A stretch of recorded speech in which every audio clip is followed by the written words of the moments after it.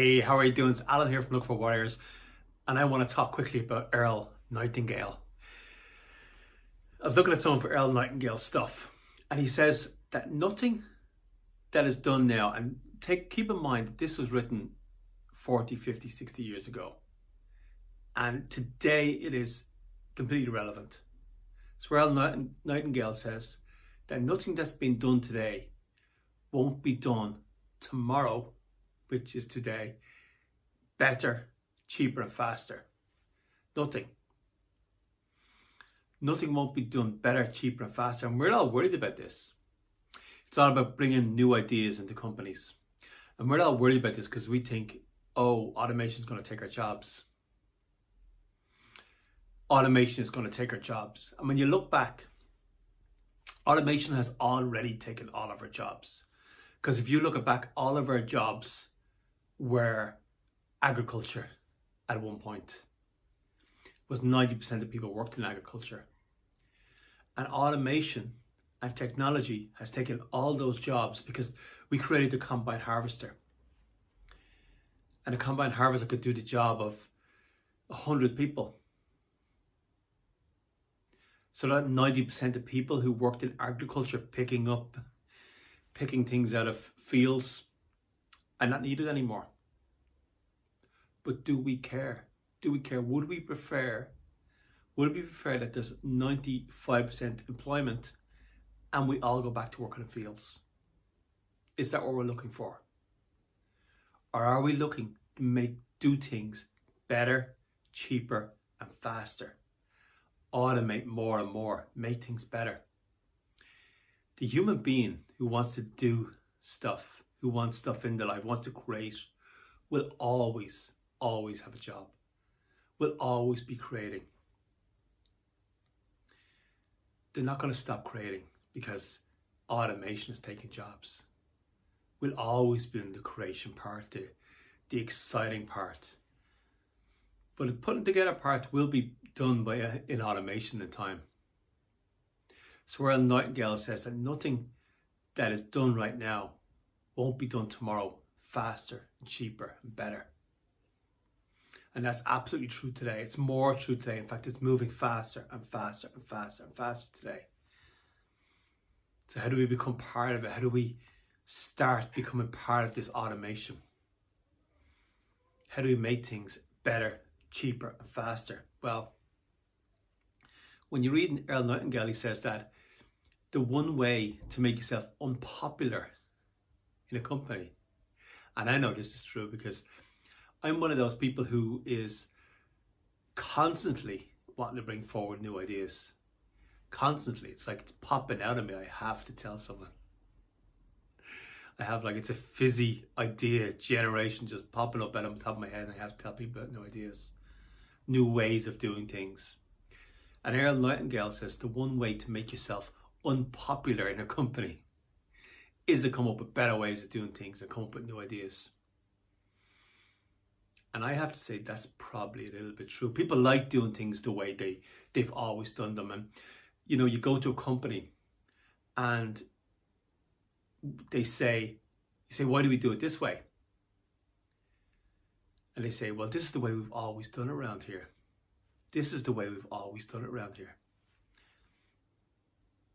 And sometimes you want to say, oh, maybe we want to try doing it some of the more profitable ways. Could we do that too? Faster, better and cheaper ways.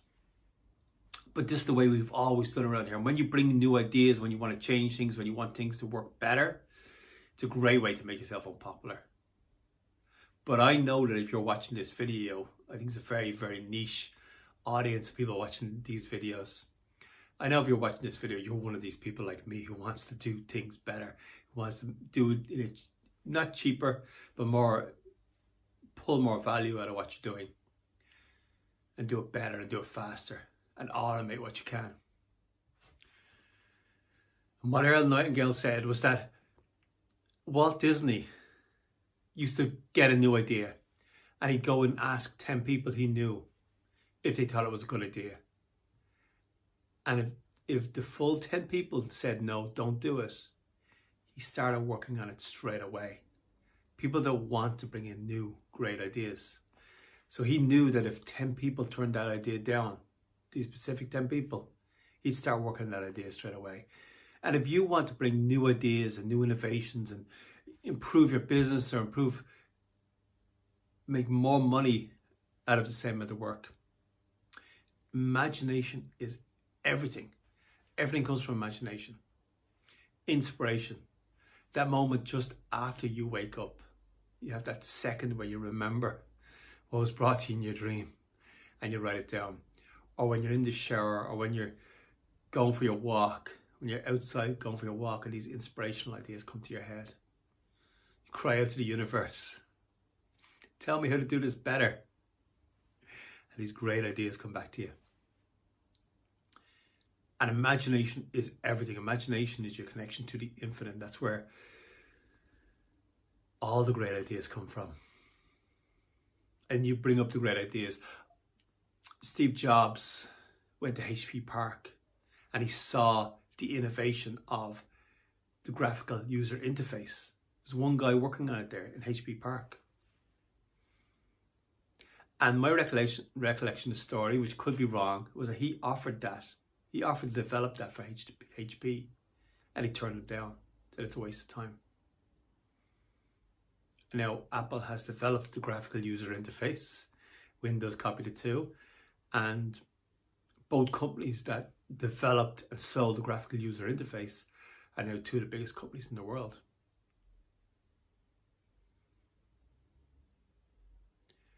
Apple, from that, with the graphical user interface is where it kind of started for Apple. Their first computers were text-based, but what made them different was the graphical user interface.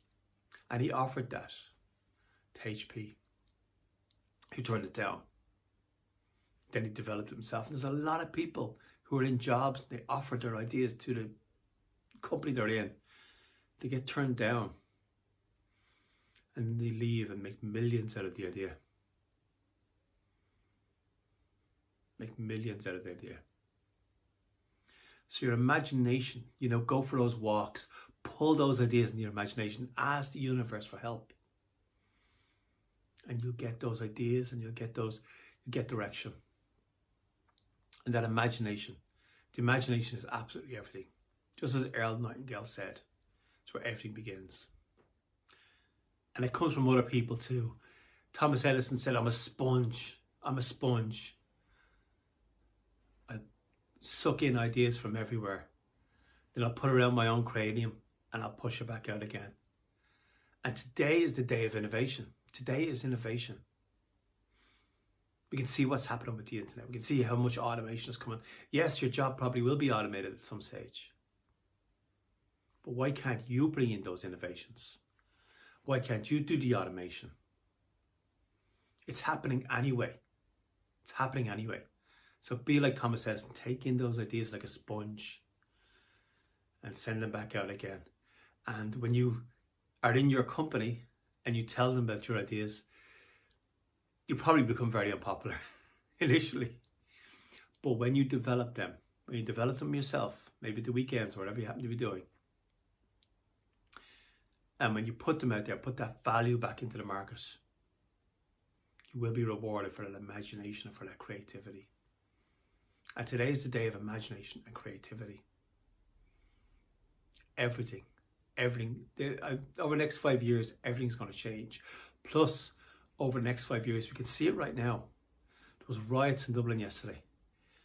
It was a peaceful protest in Dublin yesterday. The old systems are coming down. The financial systems, the governmental systems, the educational systems, they're all coming down. And my prediction is over the next 5 or 10 years, all of those systems will come down. And today is the day for you to start creating the new systems, because they'll need them. When those old systems come down, they're going to need the new systems. That's when you'll be needed.